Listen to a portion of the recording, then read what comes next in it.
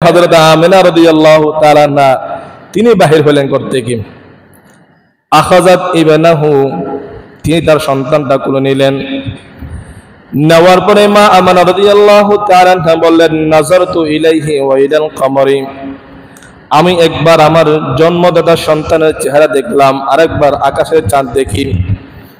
মুসলমান দোস্ত আহবাব খুব ভালো করে লক্ষ্য করবেন, আরবি মাসের প্রথম 15 দিন যেতে এই চাঁদ কিন্তু রাত 12 পর্যন্ত থাকে, এর পর ডুবে যায়।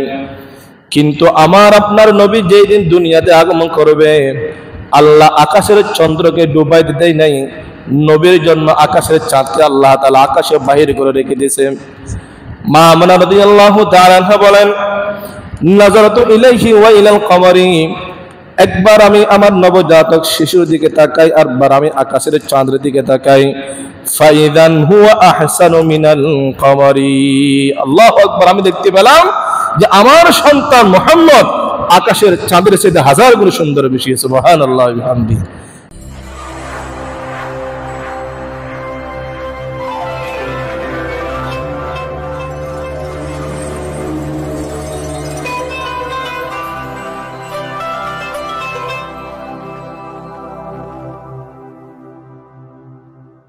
या रब मेरे आंखों में समा जाए मदीना, या रब मेरे आंखों में समा जाए मदीना, मुद्दत से मेरे दिल में तमन्ना ये मदीना, कुदरत का तमाशा है मदीना की गली में, कुदरत का तमाशा है मदीना की गली में, जन्नत का नमूना है मदीना की गली में। ला इलाहा इल्लल्लाह,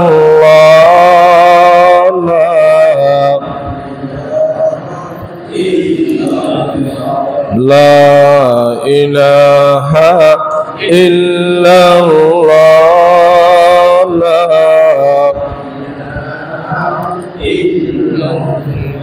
ला इलाहा इल्लल्लाह, ला इलाहा जिसे दौर अपना ज़ाती दुनिया, अब हम वो ज़माना भूल गए, औरों की कहानी याद रहा, हम अपना फसाना भूल गया। ला इलाहा इल्लल्लाह,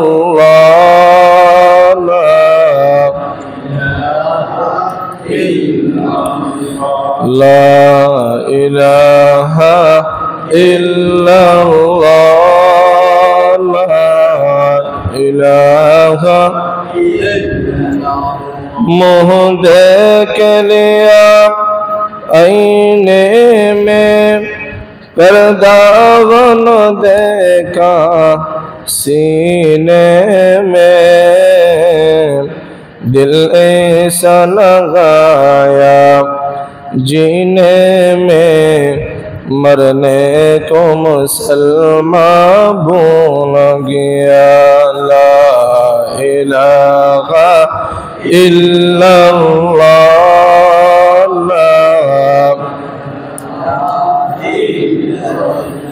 ला इलाहा इल्लल्लाह, ला इलाहा। तकबीरतुम और अब कहती है मस्जिद के फ़ज़ा में, ऐ मुस्लिम जिस ज़रब से दिल हिल जाती है, वो ज़रब लगाना भूल गया। ला इलाहा لا إله لا إله إلا الله لا إله محمد رسول الله صلى الله عليه وسلم সম্মানিত মুসল্লিয়ান کرام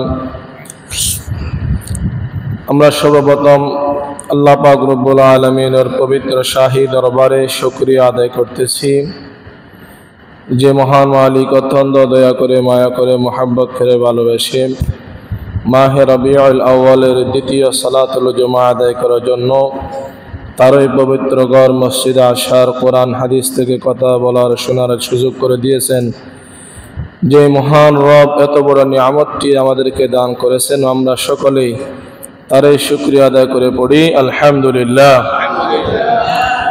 সম্মানিত হাজিরিন, আমি আপনাদের সামনে কুরআনুল কারীম সূরাত আলে ইমরান এর 31 নং আয়াত কারিমা তিলাওয়াত করেছি। মুত্তাফাক আলাইহি হাদিস বুখারী মুসলিম শরীফে বর্ণিত প্যারা নবী মুহাম্মদুর রাসূলুল্লাহ সাল্লাল্লাহু আলাইহি ওয়াসাল্লামের একটি বিশুদ্ধ বাণী আপনাদের সামনে উপস্থাপন করেছি। মহান আল্লাহ পাক রব্বুল আলামিন তৌফিক দান করলে তিলাওয়াতকৃত আয়াত এবং হাদিসকে সামনে রেখে গত জুমার অসম্পূর্ণ আলোচনা এই জুমায় সম্পন্ন করার চেষ্টা করব। আল্লাহ পাক রব্বুল আলামিন নবীর আশক এবং ভালোবাসা বুকে নিয়ে আমলের নিয়তে প্রসার এবং প্রসারের নিয়তে আল্লাহ তাআলা আমাদেরকে কথাগুলো শোনার বুঝার আমল করার তৌফিক দান করুন আমিন।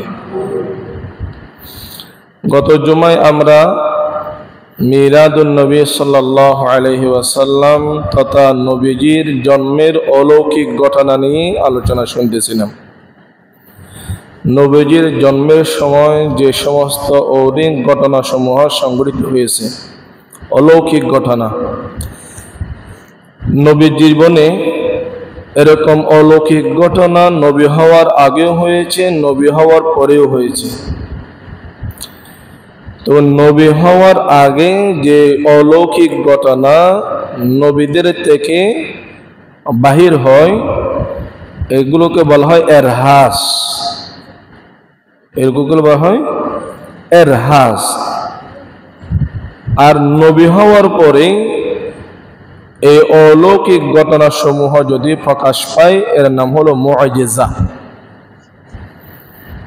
নবী হওয়ার পরে নাম হয় মুআজিজা, আর নবী হওয়ার আগে অলৌকিক ঘটনা হলে এটাকে বলে এরহাস, শরীয়তের ভাষায়, ইসলামিক ভাষায়। গত জুমায় 6টি এরহাস ঘটনা নিয়ে সংক্ষিপ্তভাবে আপনাদের সামনে উপস্থাপন করেছিলাম। সম্মানিত হাজিরিন, রাসূল সাল্লাল্লাহু আলাইহি ওয়াসাল্লাম যে সময় দুনিয়াতে আগমন করবেন 570 ইংরেজি 10 এপ্রিল মাহে রবিউল আউয়ালের 8 তারিখ, বিশুদ্ধ যেটা সেটা বললাম আর কি। এই সময় অনেক ইহুদিরা নবীজির আগমন সম্পর্কে মক্কাবাসীদেরকে অবহিত করেছেন। জৈনত এক প্রসিদ্ধ ব্যবসায়ী ইয়াকুব ইবনে ইসহাক রাহমাতুল্লাহ আলাইহি, তিনি এই হাদিসের বর্ণনাকারী। তিনি বলেন, আম্মা জান আয়েশা সিদ্দিকা রাদিয়াল্লাহু তাআলা আনহা ইরশাদ করেন, ইন্না ইয়াহুদিয়ান قد سكن بمكة للتجارة। এক ইহুদি ব্যবসায়ী ব্যবসার নিয়তে মক্কায় বসবাস করতেন। অনেক মানুষ আছে না এরকম, বাহির থেকে শুনি আর কি, সত্যটা তো আমি আর জানি না। এখানকার অধিকাংশ ব্যবসায়ী নাকি ওইরকম, বাহির থেকে এরা এখানে স্থায়ী হয়ে বসবাস করতেছে আজিজ নগরে।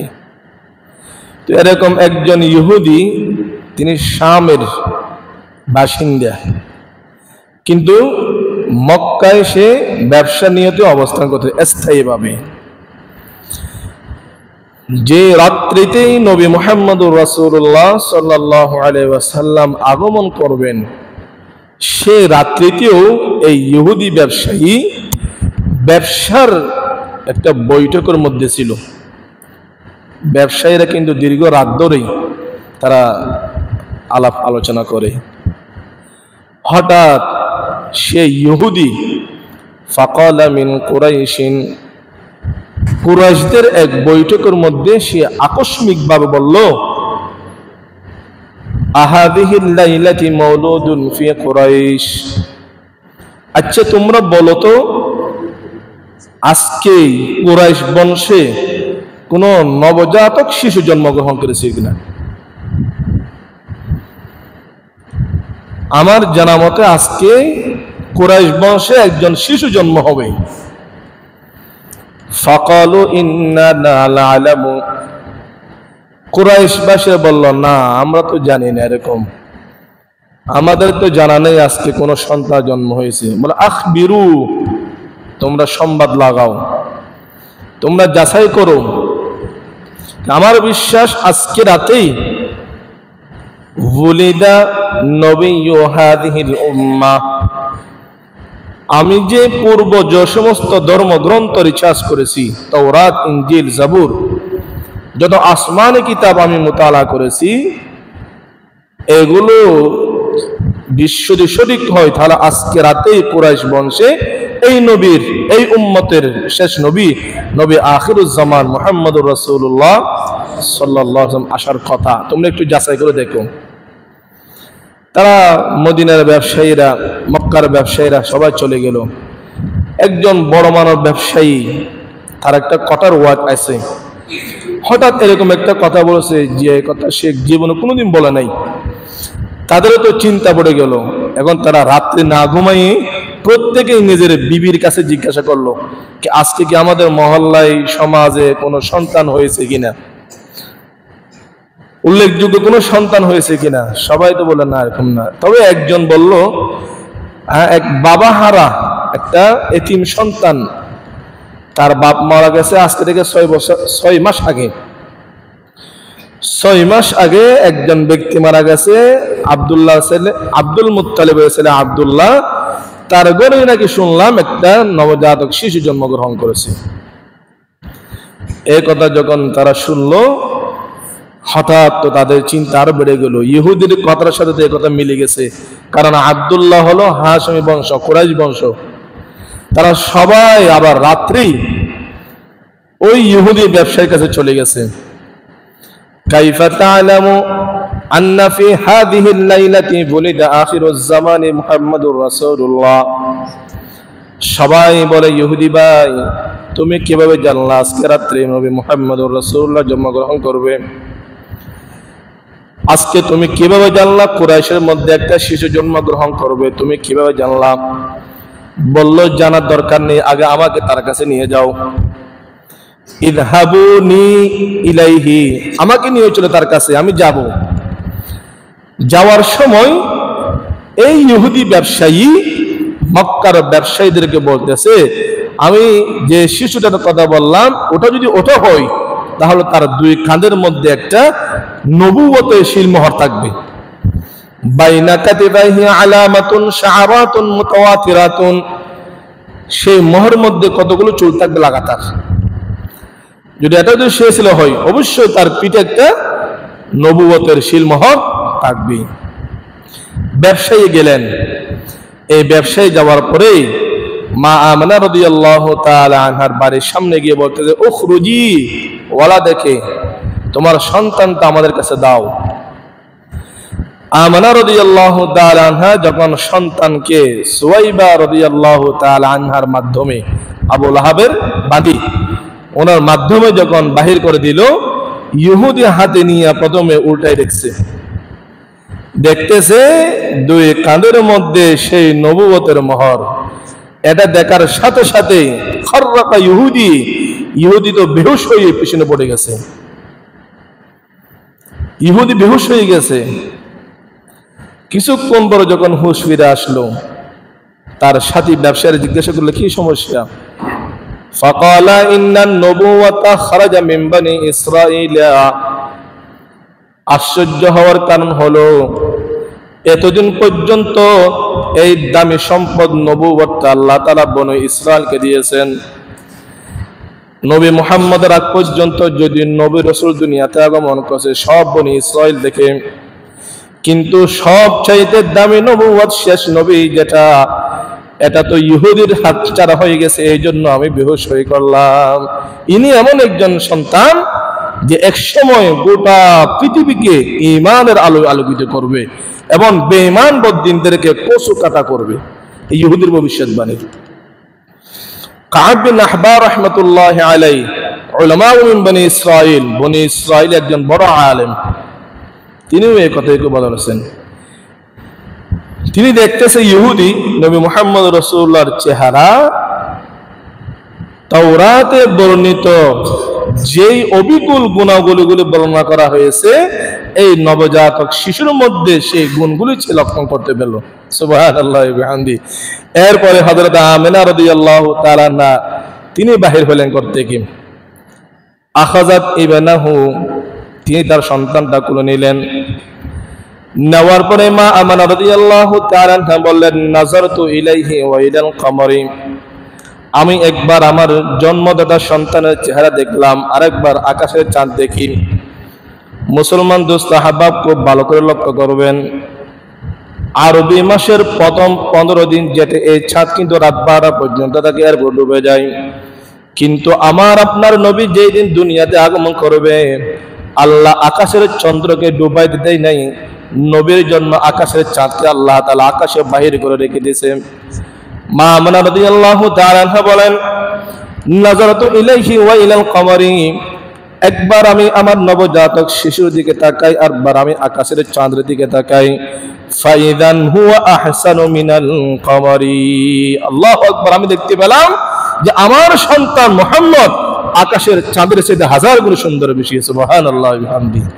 এইজন্য এক কবি বলেন, আকাশ হতে চাঁদ নেমেছে মা আমিনার কোলে, আঁধার রাতে উঠল যেন চাঁদের চেরাগ জ্বলে, চাঁদের চেরাগ জ্বলে। শুনছেন এটা? আকাশ হতে চাঁদ নেমেছে।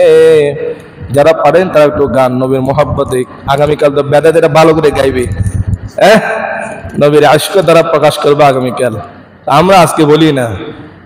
আকাশ হতে চাঁদ নেমেছে মা আমিনার কোলে, আঁধার রাতে উঠল যেন চাঁদের চেরাগ জ্বলে, চাঁদের চেরাগ জ্বলে। গুলশানে আজ বুলবুলিরা গাইছে শিরিন কালাম, তামাম জাহান নবী তরে জানাই লাখো সালাম, জানাই লাখো সালাম। গুলশানে আজ বুলবুলিরা গাইছে শিরিন কালাম, তামাম জাহান নবীর তরে জানাই লাখো সালাম। আকাশ হতে চাঁদ নেমেছে মা আমিনার কোলে, আঁধার রাতে উঠল যেন চাঁদের চেরাগ জ্বলে। বলেন আল্লাহু আকবার। এই সঙ্গীত গাওয়ার মাধ্যমে বেদাতিরা নবীর আশক প্রমাণ করে। সঙ্গীত, নবীর শানের সঙ্গীত গাওয়া, এটা গেলে কি হয়, অন্তর নবীর ভক্তি ভালোবাসা বৃদ্ধি পায়। কিন্তু শুধু সঙ্গীত গাওয়ার মধ্যে যেন আমরা নবীর আশককে সীমাবদ্ধ না রাখি। সঙ্গীতে গাবো, পাশাপাশি রসুলের আদর্শ নিজের জীবনে, পারিবারিক জীবনে, সামাজিক জীবনে বাস্তবায়ন করব, এটাই প্রকৃত আশিক রাসূল। পারবেন তো ইনশাআল্লাহ। মা বানা রাদিয়াল্লাহু তাআলা আনহা বলতেছেন, আমি একবার নবীর চেহারা দিকে তাকাই আর একবার আকাশের চাঁদের দিকে তাকাই, ফাইদান হুয়া আহসানু ইলাইয়া মিনাল কামারি। সম্মানিত হাজিরিন, তিরমিজি শরীফের হাদিসের মধ্যে আছে, জাবের বিন সামরা রাদিয়াল্লাহু তাআলা আনহু বলেন, আমি এক রাত্রে রাসূলের দরবারে গিয়েছিলাম, ওয়া আলাইহি হুল্লাতুন হামরা, যে অবস্থায় রাসূলের দেহ মুবারক একটি লাল গালিচা চাদর। ফানাযারতু ইলাইহি ওয়া ইলাল কামারি, একবার নবীর চেহারা মুবারকের দিকে তাকায়, আরেকবার আকাশের চাঁদের দিকে তাকায়। জাবের রাদিয়াল্লাহু তাআলা আনহু বলেন, নবী আমার কোন দিক থেকে আত্মীয় নয়, এরপর আমি সাক্ষ্য দিলাম, ফাইযান হুয়া আহসানু ইলাইয়া মিনাল কামারি, আকাশের 14 তারিখের চাঁদের চাইতে আমার আপনার নবী মুহাম্মদুর রাসূলুল্লাহ সাল্লাল্লাহু আলাইহি হাজার গুণ বেশি সুন্দর। সম্মানিত হাজিরিন, এই হলো নবীর জন্মের অলৌকিক ঘটনা সমূহ। নবীর জন্ম হওয়ার আরেকটি অলৌকিক ঘটনা হলো হযরত আব্বাস রাদিয়াল্লাহু তাআলা আনহু, নবীজির চাচা আব্দুল মুত্তালিবের অন্যতম ছেলে, যিনি 8ম হিজরিতে ইসলাম ধর্ম গ্রহণ করেছেন। এই 8 বছর পর্যন্ত ভাতিজার বিরুদ্ধে ছিল। এই আব্বাস রাদিয়াল্লাহু তাআলা আনহু তিনি নিজে বর্ণনা করেন, বলে রাসূলুল্লাহ সাল্লাল্লাহু আলাইহি ওয়াসাল্লাম মাসরুরা, তাবকাত ইবনে সাআদ 1 নম্বর খণ্ড 64 নম্বর পৃষ্ঠার মধ্যে আছে। তিনি বলেন যে আমার ভাতিজা আব্দুল্লাহর ছেলে মুহাম্মদ, তিনি খতনা অবস্থায় দুনিয়াতে আগমন করেছেন। খতনা, দুনিয়াতে আসার পরে রাসূলকে খতনা করাতে হয় নাই। এজন্য রাসূল বলতেন, আমার লজ্জাস্থান পৃথিবীর কোনো ব্যক্তি দেখে নাই। কারণ রাসূল তো মাখতুন, মাসরুর, আই মাকতুউ রাসি, তিনি খতনা অবস্থায় দুনিয়াতে আগমন করেছেন। এই জন্য আমাদের সময় দেখা যায় যে সমস্ত অনেক সময় শিশু দেখা যায় খতনা হয়ে আসে, বলে এটা সুন্নতি খতনা, নাম দিছে কি সুন্নতি খতনা। অর্থাৎ রাসূল যেমন মখতুন হয়ে দুনিয়াতে আগমন করেছে, এই শিশু রাসূলের মতো মখতুন হয়ে দুনিয়াতে আগমন করেছে। এটা যেমন সুন্নতি খতনা, আমরা যেটা করাই সেটাও কি সুন্নতি খতনা। 7ম দিন, রাসূলের জন্মের 7ম দিন, দাদা আব্দুল মুত্তালিব একটা দুম্বা জবাইয়ের মাধ্যমে আমার আপনার নবীর মুহাম্মদুর রাসূলুল্লাহ সাল্লাল্লাহু আলাইহি ওয়াসাল্লাম আকিকা সম্পন্ন করলেন। আকিকা সময় কুরাইশের একজন ব্যক্তিকেও বাদ দেননি, সবাইকে তিনি দাওয়াত দিলেন, সবাইকে খানা খাওয়াইলেন এবং সবার মজলিসে স্বঘোষিতভাবে আব্দুল মুত্তালিব তার নাতির নামকরণ করলেন মুহাম্মদ সাল্লাল্লাহু আলাইহি ওয়াসাল্লাম। এই নাম রাখছে কে? দাদা আব্দুল মুত্তালিব। আব্দুল মুত্তালিব কে আসল নাম? আসল নাম কি বলেন? বলে গেছেন? হ্যাঁ, শাইবা। বলেন, রাসূলের দাদার আসল নাম কি? শাইবা। রাসূলের দাদার আসল নাম কি? ইসলামিক বেসিক জ্ঞান এগুলো আমাদের জানা দরকার আছে। আমরা যার প্রেমিক, যারা আশেক, তার বংশ আপনারা তো জানেন, যারা যে দল করেন ওই দলের প্রতিষ্ঠাতার সব কিছু তো জানেন। তো ব্যক্তি হিসেবে আপনি যেহেতু মুসলমান, আমাদের মুসলমান হিসেবে আমাদের নেতা মুহাম্মদুর রাসূলুল্লাহ সাল্লাল্লাহু আলাইহি ওয়াসাল্লাম, ওনার জীবনেও জানা আমাদের প্রয়োজন আছে, দরকার আছে না কিনা বলেন? রাসূলের দাদার নাম কি? শাইবা হলো আসল নাম, প্রসিদ্ধ নাম আব্দুল মুত্তালিব। তিনি তার নাম রাখলেন, ছেলের নাতির নাম রাখলেন মুহাম্মদ। ফাকালু, কুরাইশের ব্যক্তিরা জিজ্ঞাসা করলেন, লিমা হামালতা আলা হাদাল ইসমি ইয়া আব্দুল মুত্তালিব, তোমার ইতিপূর্বে কোন বংশের মধ্যে মুহাম্মদ নাম নেই, কি জিনিস তোমাকে উদ্বুদ্ধ করলো তোমার নাতির নাম তুমি মুহাম্মদ রাখলা? ও মুসলমান, মুহাম্মদ শব্দের অর্থ হলো যার অতিরিক্ত প্রশংসা করা হবে। দাদা আব্দুল মুত্তালিব তিনি বললেন উরিদু আন ইয়াহমাদুল্লাহ ফিস সামাই ওয়া ইয়াহমাদুহুন নাসু ফিল আরদি। দাদা আব্দুল মুত্তালিব বলেন আমি আমার নাতির নাম মুহাম্মদ এই জন্য রাখলাম যেন আল্লাহ এই ব্যক্তির প্রশংসা আসমানেও করে, সমগ্র দুনিয়াবাসী যেন এই নাতির প্রশংসা করে, এই জন্য নাম মুহাম্মদ রাখলাম। যেন আকাশ এবং জমিনের সমস্ত বসবাসকারী আমার নাতির সুনাম প্রশংসা করে, এই জন্য আমি নাম রাখলাম মুহাম্মদ। কারণ নামের একটা প্রভাব ব্যক্তির মধ্যে থাকে। কিন্তু ইতিহাস গালে আমরা দেখতে পাই এই নাম রাখার পিছনে আরো অনেকগুলি কারণ আছে। তার মধ্যে একটা কারণ হলো হযরত আব্বাস রাদিয়াল্লাহু তাআলা আনহুর ছেলে আব্দুল্লাহ রাইসুল মুফাসসিরিন তিনি বর্ণনা করেন, হাফেজ ইবনে হাজার আল আসকালানী রাহমাতুল্লাহি আলাইহি ফাতহুল বারি শরহুল বুখারীর মধ্যে এই তথ্য সম্পূর্ণ তিনি উল্লেখ করেছেন যে আব্বা আব্দুল মুত্তালিব ঘুমাইছেন, ঘুমের মধ্যে স্বপ্ন দেখতেছে কান্না সিলসিলাতান জাহারাত মিন সালবিহি লাহা তারফান তারফুন ফিল মাশরিক ওয়া তারফুন ফিল মাগরিবি। একবার আব্দুল মুত্তালিব ঘুমাইছিলেন, হঠাৎ তার পিঠ থেকে একটা লোহার শিকল, এই যে আসামিদেরকে পড়াই, লোহার শিকল একটা তিনি দেখতে পেলেন। এর দুই মাথা, এক মাথা পশ্চিমে আর এক মাথা পূর্ব দিকে। হঠাৎ করে কিছুক্ষণ পর সেই শিকলটা আবার এক জায়গায় হয়ে গেল একটা বিশাল গাছ, যে গাছের মধ্যে অনেকগুলি পাতা, প্রতিটা পাতা থেকে এমন একটি আলো বাহির হচ্ছে যে আলো পৃথিবীর আলোকে পর্যন্ত হার মানায়।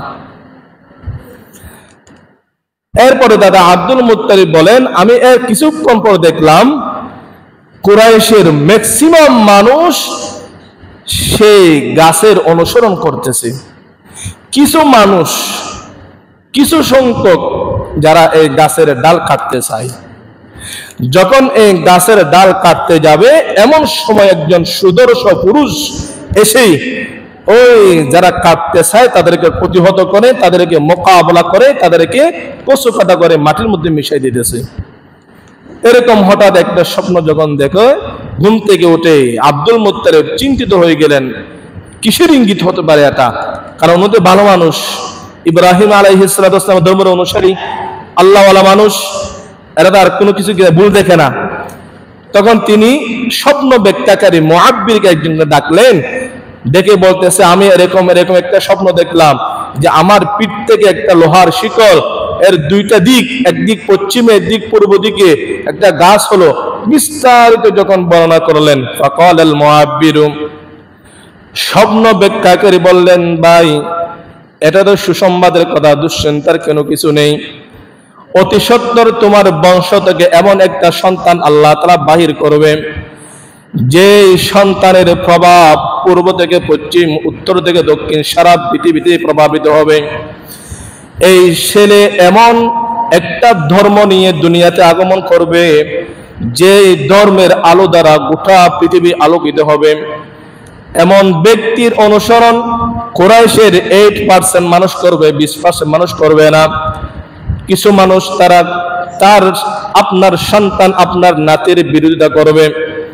এই কথা যখন দাদা আব্দুল মুত্তালিবকে বলা হলো, তখন দাদা আব্দুল মুত্তালিব মুআব্বিরকে বললেন উনি কি প্রশংসিত হবে নাকি অপ্রশংসিত হবে?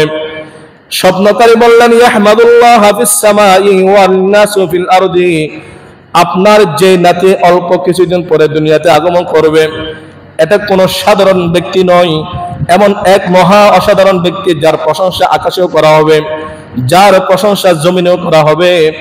এই স্বপ্ন থেকে দাদা আব্দুল মুত্তালিব সিদ্ধান্ত নিলেন আমি আমার নাতির জন্য এমন একটি নাম নির্বাচিত করব যে নামের অর্থ হবে অতি প্রশংসনীয়।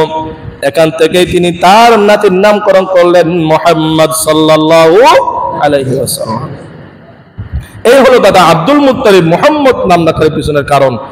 কিন্তু তাফসীরে কিতাবের মধ্যে আছে আল বিদায়া ওয়ান নিহায়া, মুহাম্মদ ইবনে কাসীর রাহমাতুল্লাহি আলাইহি তিনি বলেন যে আল্লাহ পাক রব্বুল আলামিন স্বয়ং মা আমানা রাদিয়াল্লাহু তাআলা আনহাকে ইলহাম পাঠাইছে যে তোমার পেটে যে সন্তান আছে তার নাম রাখবা মুহাম্মদ।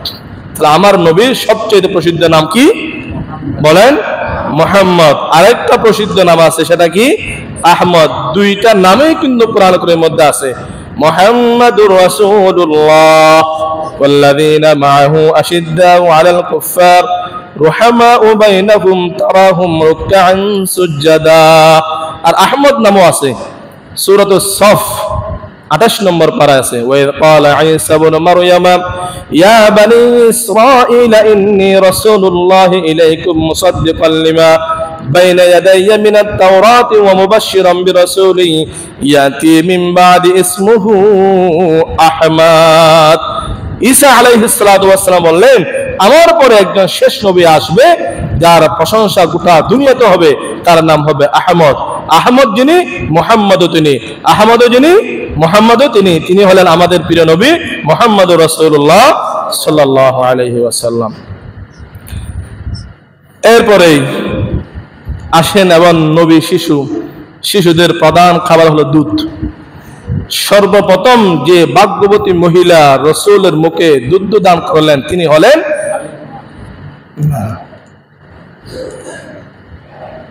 আবু লাহাবের আজাদকৃত বাদী সুওয়াইবা রাদিয়াল্লাহু তাআলা আনহা। কে? সুওয়াইবা রাদিয়াল্লাহু তাআলা আনহা। নাতি যখন হলো, রাসূল সাল্লাল্লাহু আলাইহি ওয়াসাল্লাম যখন জন্মগ্রহণ করলেন তখন ওই বাড়িতে কিন্তু দুইজন মহিলা ছিল, তিনজন তো ছিল আল্লাহর পক্ষ থেকে আগত মেহমান, মেডিকেল টিম, এটাতে বলছিলাম, আর দুইজন এখান থেকে ছিল। একজন সুওয়াইবা রাদিয়াল্লাহু তাআলা আনহা। সুওয়াইবার কোলেই কিন্তু রাসূল প্রথমে উঠেছিলেন। আমানার গর্ভ থেকে বাহির হওয়ার পরে সর্বপ্রথম নবীকে কোলে নিয়েছিলেন যে মেয়ে, তার নাম কি?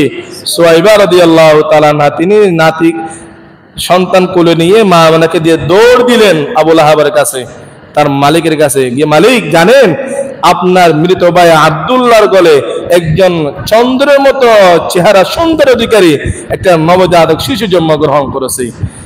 এই কথা যখন বলল, ভাতিজার জন্মের খবর দেওয়ার কারণে খুশি হয়ে চাচা আবু লাহাব সুওয়াইবাকে কি করে দিলেন? আজাদ করে দিলেন। যা, এই খুশি সংবাদ দেওয়ার কারণে তোকে একটা পুরস্কৃত করলাম, আজকে থেকে তুই আর দাসী নেই, তুই একজন স্বাধীন মহিলার মতো বসবাস করবি। সুবহানাল্লাহ। রাসূলের জন্মে খুশি হয়ে সর্বপ্রথম মিলাদ পালন করেছে চাচা আবু লাহাব। কি বলবেন? রাহমাতুল্লাহ আলাইহি নাকি লানাতুল্লাহ আলাইহি? বলেন, দোয়া করবেন নাকি বদদোয়া করবেন? আবু লাহাব রাসূলকে কম মহব্বত করে নাই, রাসূলের আশকে তার মধ্যে কম ছিল না, কিন্তু রাসূলের আদর্শে না মানার কারণে সে মলউন, সে অভিশপ্ত, সে লানাতুল্লাহ আলাইহি হয়ে গেছে। সুওয়াইবা রাদিয়াল্লাহু তাআলা আনহা 2 থেকে 3 দিন দুধ পান করার পরেই হালিমাতুস সাদিয়া রাদিয়াল্লাহু তাআলা আনহা তার স্বামীকে নিয়ে আসলেন। লম্বা ইতিহাস কিন্তু আপনারা জানেন, ওদিকে যাওয়ার আমার আর সময় নেই। হালিমা রাদিয়াল্লাহু তাআলা আনহা একটা পাতলা উট নিয়ে আসলেন। রাসূলকে নেওয়ার বরকতে আল্লাহ তাআলা তার উটটাকে মোটা তাজা করে দিলেন। ফাতেমার সুওয়াইবা রাদিয়াল্লাহু হালিমাতুস সাদিয়া রাদিয়াল্লাহু তাআলা আনহার একটা সন্তান ছিল, শিশু সন্তান মাসরুহ। এই সন্তান দুধ না পেয়ে কান্নাকাটি করত, কিন্তু হালিমাতুস সাদিয়া রাদিয়াল্লাহু তাআলা আনহা যখন মুহাম্মদুর রাসূলুল্লাহ সাল্লাল্লাহু আলাইহি ওয়াসাল্লামকে দুধ খাওয়ার জন্য নিল, তার উলান ভর্তি এত পরিমাণ দুধ আল্লাহ তাআলা দিয়েছে, এক উলানের দুধ দিয়ে 2 সন্তানরা তাদের খাদ্য নিবারণ করত। সুবহানাল্লাহি ওয়া বিহামদিহি।